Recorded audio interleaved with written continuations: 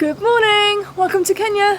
Yeah, we're here in Nairobi. We made it after being stuck in Sudan for a few weeks. We finally got everything sorted. We landed in Nairobi at 4 a.m. last night and we came straight to the very famous Junction. This is where all the overlanders come when you're going through Eastern Africa. You haven't been to Africa if you haven't been to Junction. Exactly. Quoted by Chris at Junction. Yeah, exactly. So we're waiting for our bike to arrive by air freight. It'll arrive Thursday, which is just 2 days away. So we've got 2 days to explore Nairobi.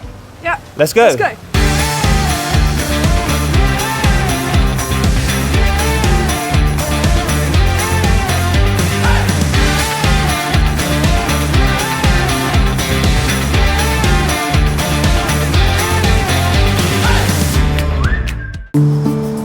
We've come up to the north of Nairobi to a place called Karura Forest. We're still waiting for our bike, so we just wanted to get away for a little while.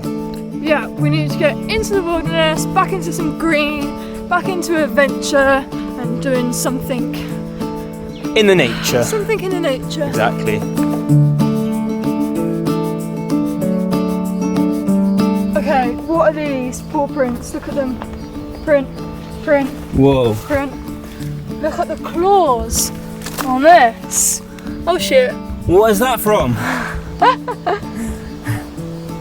don't know. There's lilies on Lily Lake.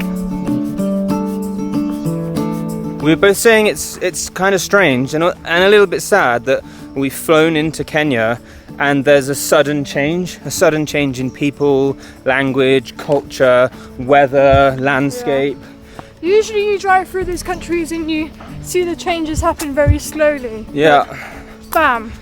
We landed and yesterday we went out and it was cold and raining. Yeah. And it's just such a sudden change from the heat in Sudan.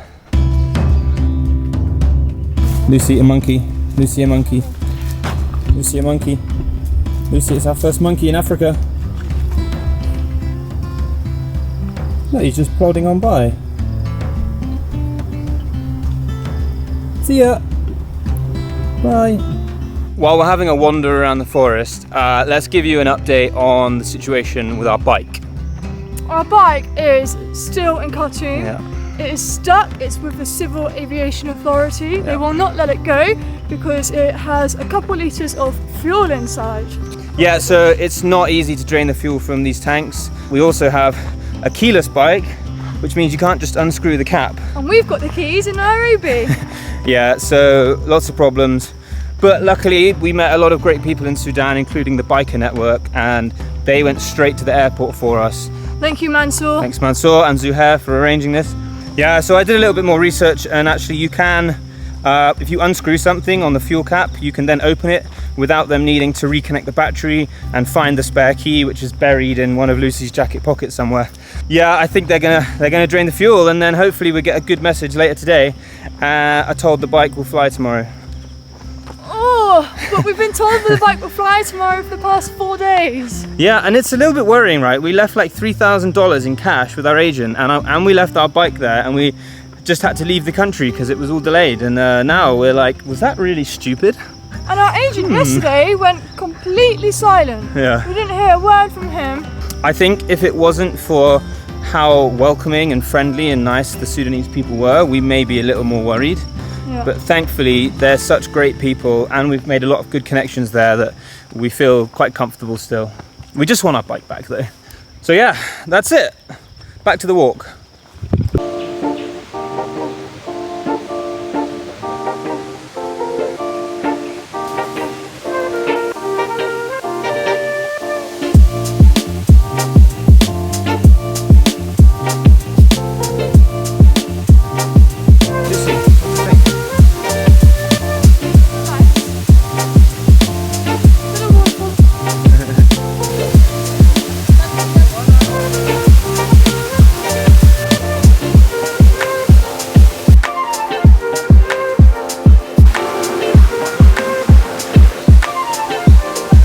Yeah, there's some nice walking trails around here. They've got different routes you can do that go all the way around this forest. It's not too big, but yeah, it's gorgeous. It's so peaceful here.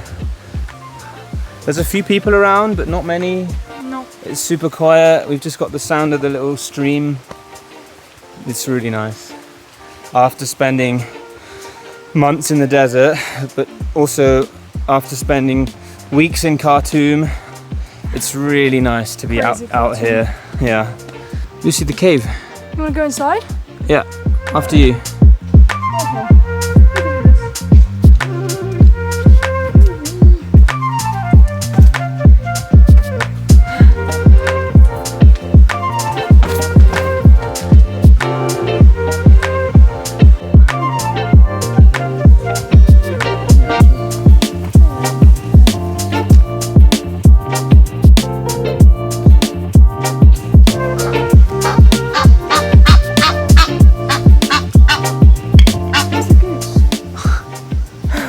What kind of goose? Africa goose. Not Canada goose. A goose that lives in Africa. What did you think of Karura Forest, Lucy? It was nice. It was nice to be in the forest, in the wildlife. Karura was a nice place to come, easy to escape Nairobi, just with a short Uber ride up here. Nice waterfall, nice cave, yeah, nice to be in the nature. Cool, bye, see you at the next spot. We've come to the Kenyatta market, mainly looking for nyama choma, which is like the meat dish here that Nairobi in Kenya is famous for. But everybody's getting their hands on.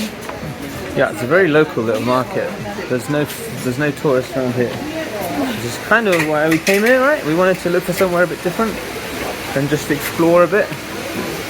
But it's here very central. Yeah. This way?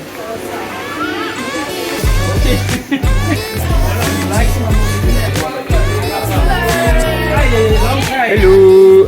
Rooney.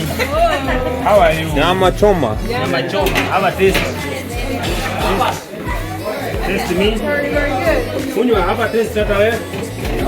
Take away. Nakaribisha mbele ya wageni huyu.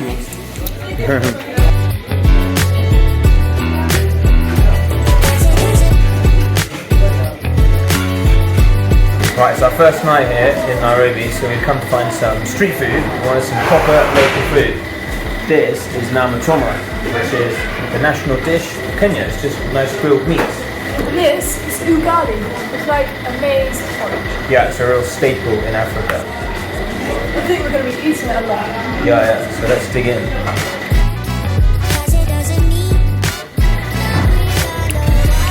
So, you're supposed to roll it up in a ball in your hand.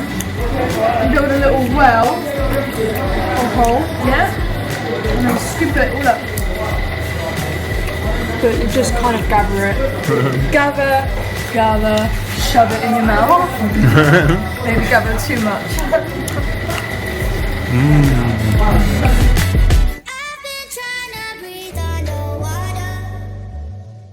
This morning we've come back to the centre of Nairobi to do a walking tour with a bit of a twist.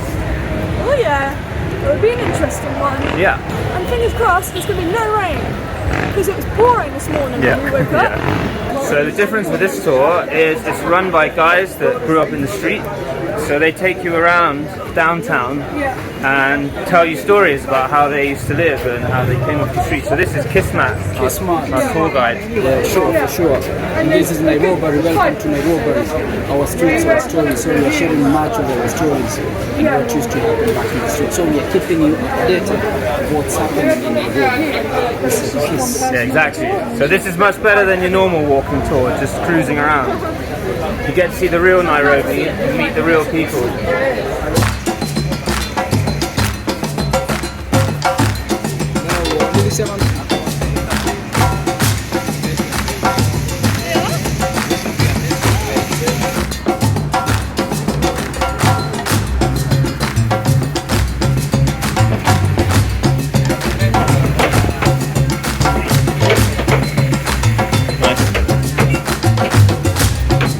Inside the main market square downtown. Because of the rain, it's super muddy. It's got real like festival vibes with the mud and everything's like tightly packed in. It's all handmade stuff, I think. All these shoes, handmade, in the puddle.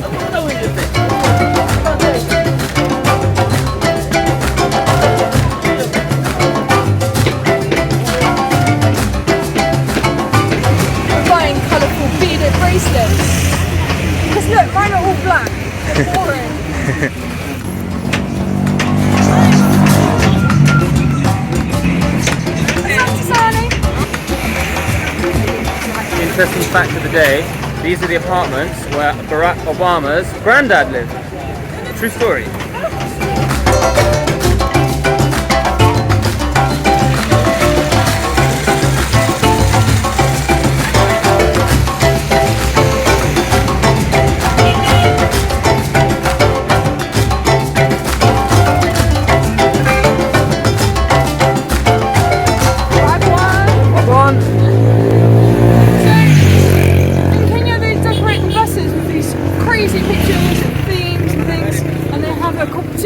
Sometimes, and they actually get quite a lot of money for winning. Yes, to like keep the culture alive, so that people keep doing it. First prize is $4,000 US. That's a lot. Quite a lot of money, yeah.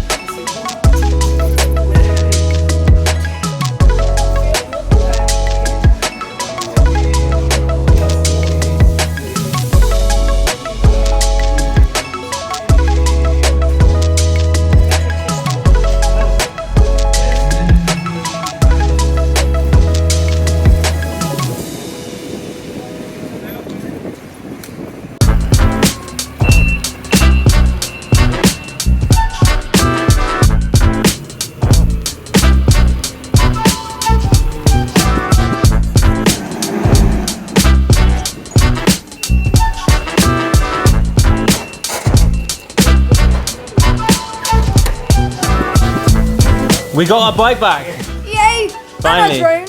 Yeah, it was like 5 days later than we expected, but it's here, and clearing it through customs was not as easy as we thought it would be. Mainly because we just had to pay more money than we wanted to.